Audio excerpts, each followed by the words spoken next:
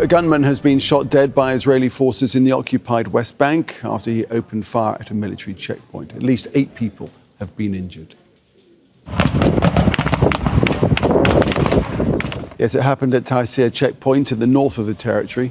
At least 2 of the wounded are in a critical condition. It comes as the Israeli military continues an offensive in the occupied West Bank, which has killed at least 44 Palestinians in 2 weeks. Let's head straight away to Jordan's capital of Amman. Laura Khan is standing by, and she's there because the Israeli government and Palestinian Authority have banned Al Jazeera from reporting inside Israel and inside the occupied West Bank. So first, Laura, what more do we know about the shooting at a checkpoint in the occupied West Bank? Well, I can tell you what we understand from Israeli media and also Israel's army radio. From preliminary reports, we know that a gunman entered a military complex just next to Tayasir, this checkpoint. This is a heavily fortified area with many soldiers inside. He seemed to enter in a camouflage suit, but also wearing a bulletproof vest.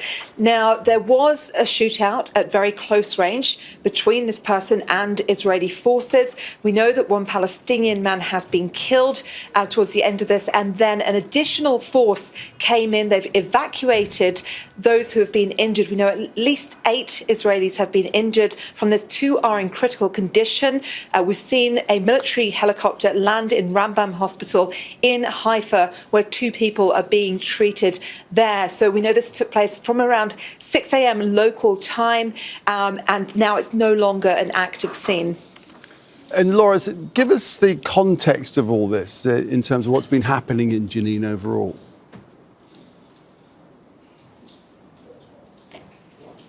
Well, it's just not just in Jenin. I mean, the Israelis have been laying a very heavy siege to the north of the occupied West Bank. So it began in Jenin just 2 days after the ceasefire agreement was implemented. So on the 21st of January, Israeli forces moved into the Jenin refugee camp and surrounding areas, and they forced out at least 15,000 Palestinians from there.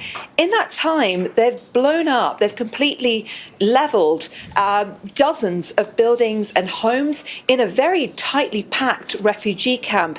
We also know that they've destroyed roads, infrastructure. It's been very difficult to allow any ambulances from the Red Crescent inside.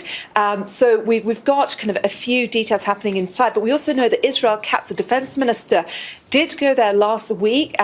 He essentially took photos outside some of these broken buildings and said that they would not leave. But these operations have also expanded to Tulkarem, where we've seen at least 9,000 families forced out of the refugee camp, again in surrounding areas.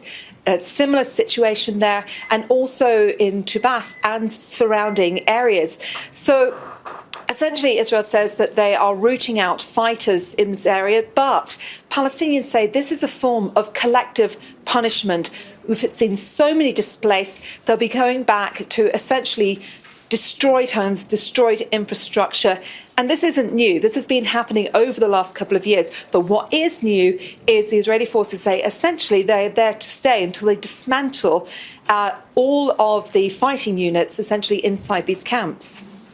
All right, Laura, thanks for that update. Laura Khan there in Amman. Make sure to subscribe to our channel to get the latest news from Al Jazeera.